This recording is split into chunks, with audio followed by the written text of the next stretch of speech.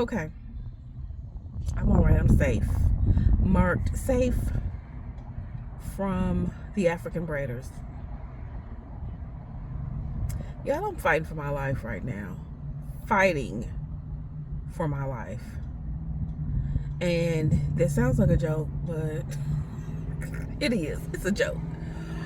But, so here's the thing. I was like, I've got a networking event to go to tomorrow.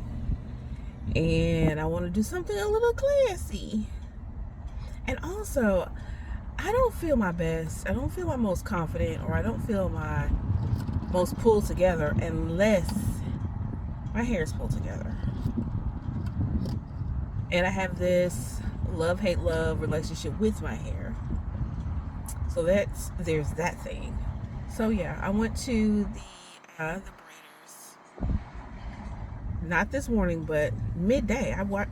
This morning I woke up and was like, okay, I'm gonna wash my hair and do something fabulous.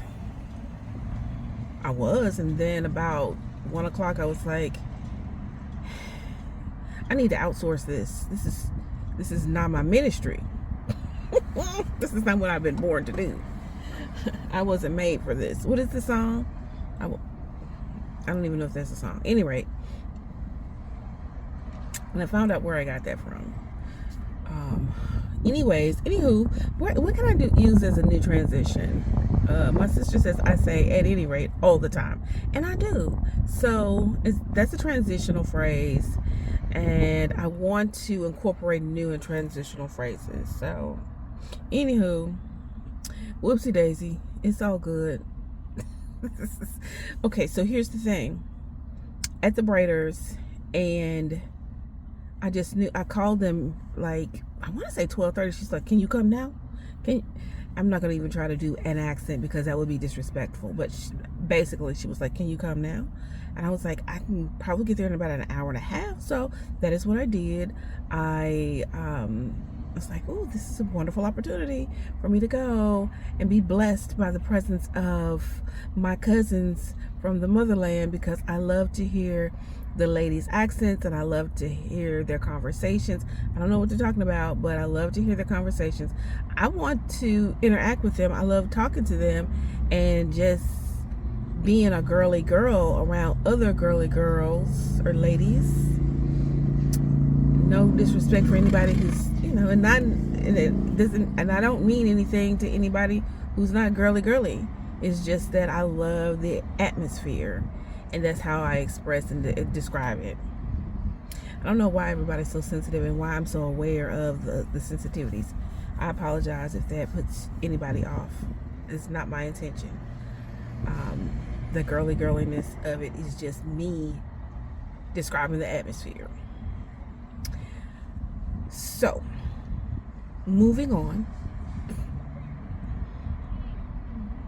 I'm fighting for my life.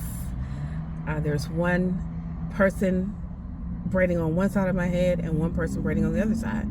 One person sitting on the front quadrant, working on the front quadrant, and the other person is working on the lower back quadrant. And then they switch off and they do whatever. At any rate, moving forward, they move and they are like a synchronized swimming session. It is so cool to see them and participate with them as they are doing their talent. So, but in the midst of it all, I'm fighting for my life because the pulling and the individual strands and the fact that my hair was wet but now it's dry, no product, because I don't really know if they want you to have product in it when you get it braided. It's in its very natural state, and so they're it hurts so bad. Oh Lord, I'm sitting there like taking I'm doing mamas. I'm taking deep breaths in, holding it, blowing it out the right mouth, in through the nose, out through the mouth. Hurts. And if y'all hear anything, that's the traffic going on. Anyway, I'm breathing inhaling, exhaling, balling my toes up in my shoes, relaxing my toes. I had some gum in my mouth, chewing the heck out of some gum because I felt like if I could just concentrate on this gum, then maybe I can't feel them pulling the individual hairs of my head. You know how that I was fighting for my life. So about 75% of the way that I'm done, a mom and her son comes in, and she asks to get his hair braided. She's getting his hair. He wants some straight backs, you know, nothing too ornate, something simple. She wants his hair braided. He could have been more than 10 or 11. He's a big boy. He looked very, he was tall. He was ready for the opportunity. He was ready. And when he sat down, it didn't occur to me that the pain that I was feeling would be the same pain that other people would be feeling. The last time I was there was like, the shop was full and it was all ladies, and we was just taking it like champs. They're pulling and twisting. I get the 2-strand twist, but some were getting the, what do you call it, the braids with the boho braids, beautiful boho braids, and then the straight, long, just all kinds of different things that people were getting. And we was all sitting there just taking it like champs. But this baby walked in today. Bless his heart. About 5 minutes in, I heard a little sniffle. And then it turned into some boo-hoo-hooing. My heart broke. My heart was breaking. But what triggered me was the fact that mom was like, cool. She was cool, but she was kind of like, don't cry. Stop crying. And that triggered me. Like, your baby is in pain, and I know you know what that pain is because you too have braids. You have braids in your head now, ma'am. And the baby's boo-hooing. It went from a whimper to a sniffle to a boo-hoo to cries that sounded like they were hysterical, like it was almost a laugh cry. I was torn up, and really she was just kind of like, stop crying, stop. Ma'am, your baby is in agony. And he was like, but it hurts. And the dynamic of what she said versus what he said, it was kind of heartbreaking. And I don't even know if I should be even telling this story. It's not my story to tell, but also I experienced it because we were all in the shop together. I was fighting for my, it hurts so bad. It still hurts. The mom, she told him, they're almost done. And then when it was almost done, he says, but it still hurts. He was crying. I'm not even trying to make it funny. It was funny to me enduring the pain. Imagining that meme where R. Kelly is talking about he's fighting for his life. I'm imagining that while I'm sitting there holding on, white knuckling the chair. But the mama and the baby, he wasn't even a baby. He was, like I said, about 10, 11 years old. It was kind of triggering. It was kind of like, what are we doing?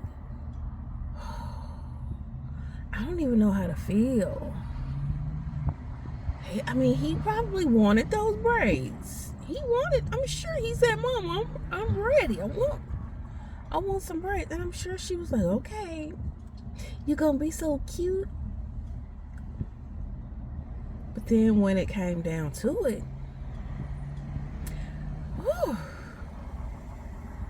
it was the crying for me. I just didn't like that. I just didn't like to hear the crying. So that being said, I'm so glad that I'm not a mommy, a mommy of young kids right now at this time and age, in this part of the existence, this 2024 of it all, because I could not take it. I just did not. I don't even know how do you, because I'm sure at some point he wanted those braids, but how do you at that point parent? I'm thinking, do I even think, what would I do? Because I don't have to worry about that. I do not. Because that wasn't even my situation. But my situation is, I'm an adult. I'm over here on this side. At any rate. What would you have done? Okay. Now, this is what I did. I'm minding my business. Made no mention of it. I didn't talk to the stylist. Once they left, because they came and they left all while I was there. I made no mention of it to the stylist. She made no mention of it to me while we were, finishing up the things that are yet still causing me a little bit of discomfort. But beauty is pain, as the saying goes. But I guess I would have liked to hear a little bit more compassion in the response. It made me think about a time when I was little and I wanted to hear compassion during a time that I was in pain, when I was hurt, fell off the bike. And the response was similar. It was, stop crying, get up, you'll be all right.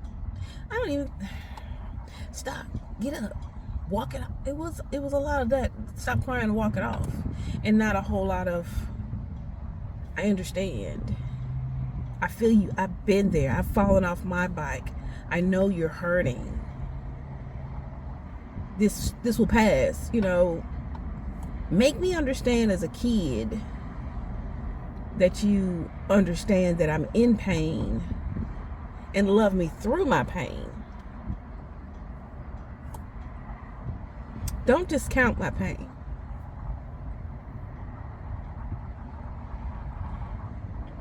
And it was just a bike, y'all. For him, it was just some braids.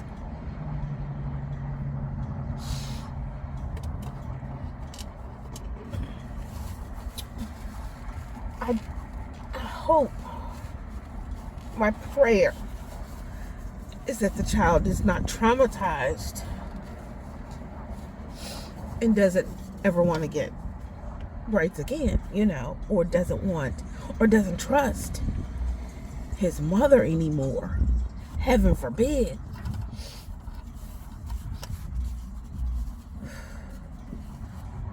Love your kids. That's all I have to say. Love them.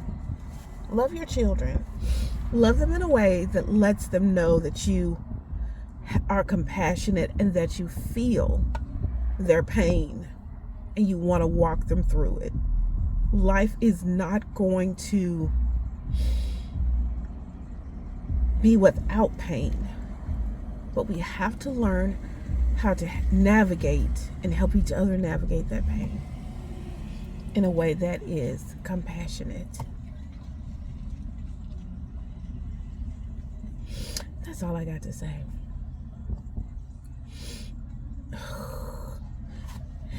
Back to the jokey side. The lady has twisted these twists down so far on my sideburns that my glasses are crooked. One is down here and there's another, and so the glasses are crooked because there's a twist all the way down the side of my head. I kid you not. So I've got to adjust these glasses because my sideburns have a little braid. So, anyway, that is all. Have a good rest of your day. I'm gonna stop being so emotional about. I'm probably just in pain. I'm gonna go take a Tylenol. I'll see you tomorrow.